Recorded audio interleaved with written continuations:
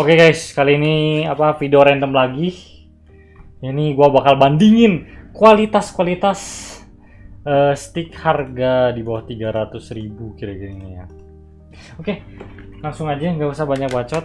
Ini gua bakal compare ketahanan dan kenyamanan ya.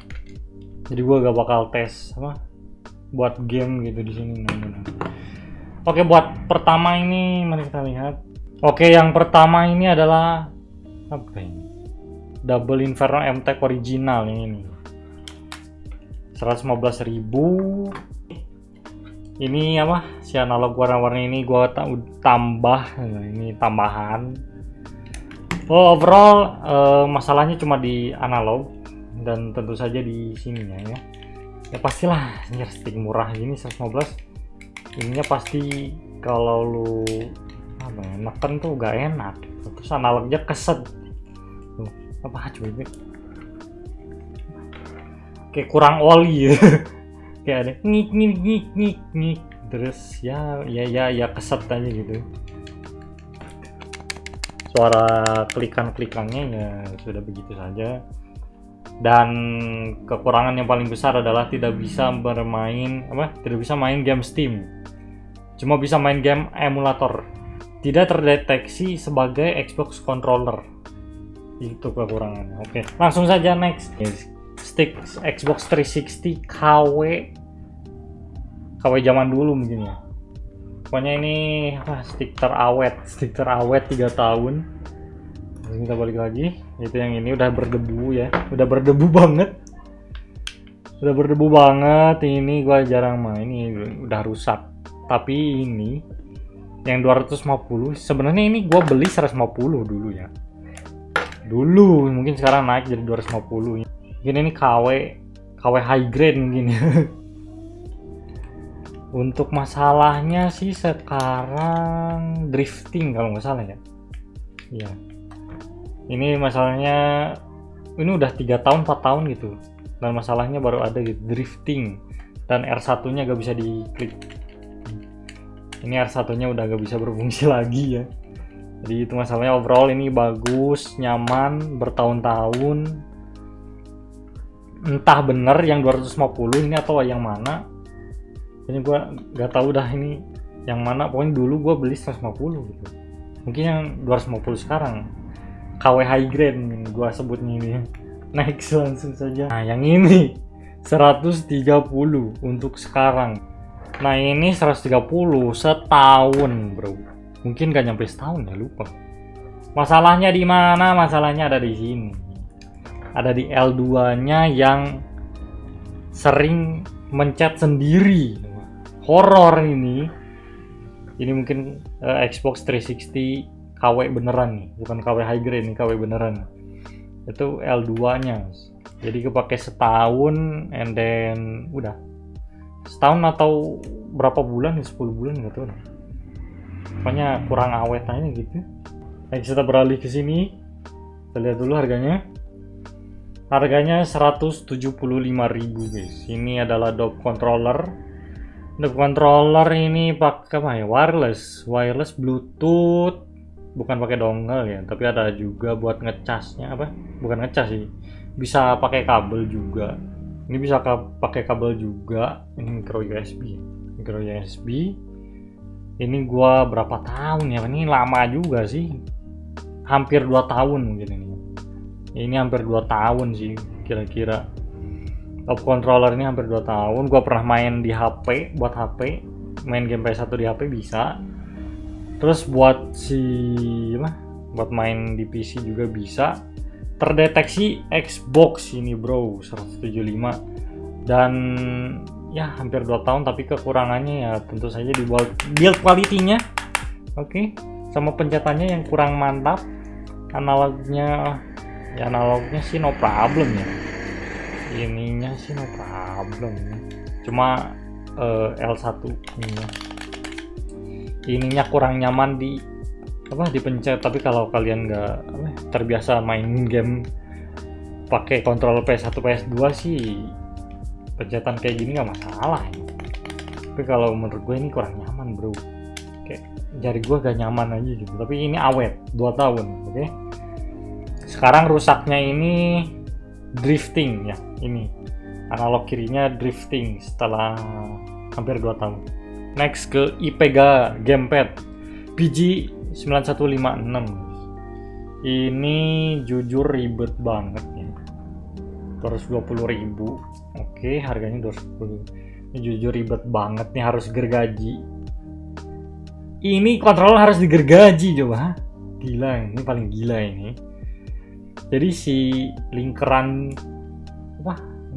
si di sekitaran analog ini ngehalangin.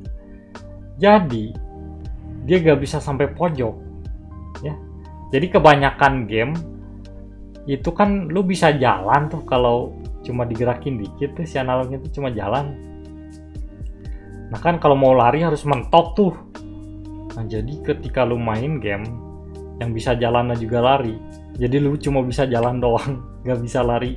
Contohnya di Crash Bandicoot gue malah jalan, padahal mau maju ke sini gitu. Mau maju ke sini malah jalan. Nah, ngaruh banget ganggu banget. Ini gue udah gergaji, yes sudah gue gergaji. Tapi hasilnya bodinya rusak. Dalamannya rusak, L1, R1 gak berfungsi, R2 juga gak berfungsi, L2 doang yang berfungsi. Mungkin kena damage, gua gak tahu kenapa ini stick aneh banget. Ya pokoknya kamu harus beli, pokoknya kalian harus beli ini bersama gergaji mesin, enggak sih, coping saw, gergaji yang kecil itu loh, buat motong ininya. Kalau enggak ya nggak bisa dimainin ini, unplayable. Oke, selanjutnya adalah Rexus Gladius GX 100 265.000. Tapi ini produk gagal pabrik ya, menurut gue ya. Ini 265.000 sangat scam ya. Overall sih gue nyaman banget sih analognya gitu kan. Terus ininya juga nyala ya.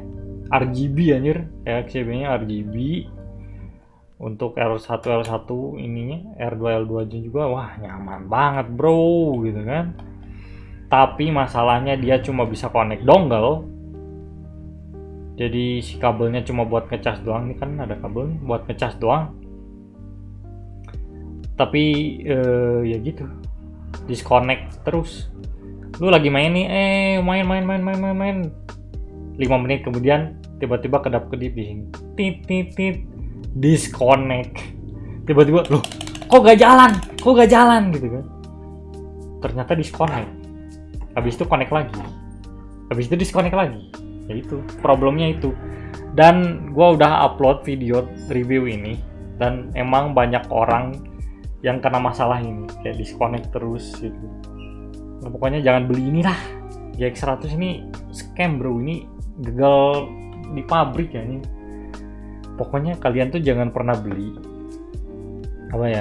controller wireless di harga bawah 300.000. Di bawah 300.000 itu hampir semua wireless tuh butuh kabel. Ini juga, ini bisa dongle ya, si IPEGA ini bisa Bluetooth, tapi ujung-ujungnya gua pakai kabel. Ini IPEGA wireless, tapi ujungnya pakai kabel karena disconnect terus. Bukan disconnect sih, kalau yang IPEGA ini delay. Kalau IPEGA delay, kalau pakai wireless. Kalau masih ini Rexus nyambung disconnectnya. Kalau yang Dope tadi juga wireless, ini juga gua sama mainnya pakai kabel guys. Jadi semua wireless di bawah 300.000 itu hoax. Kalau nggak delay, disconnect terus. Udah itu. Jadi harus pakai kabel. Oke, terakhir ini stick PS4 yang bukan ori sih. Gua bisa bilang ini bukan ori guys. Kayaknya harganya 400.000 ya, sedangkan harga orinya itu 724. Katanya original guys, ini original mesin. Original mesin itu adalah PS4 yang diambil dari box PS4. Bisa gua bilang ini adalah orang yang ngejual ke toko terus yang ngejual sama stick-sticknya, terus si sticknya dijual terpisah sama si toko itu. Kata dia ini second original mesin, 100% lancar katanya. Lancar katanya, lancar anjing. Bapak kau lancar. Ini problemnya R2 nya gak berfungsi. Udah cuma itu doang, wireless aman, kabel aman, cuma R2 nya. Oke, ini gua kena scam, kena barang rusak. Sejauh ini di toko dia ratingnya 5 terus, dan gua menyerang. Rating bintang 1.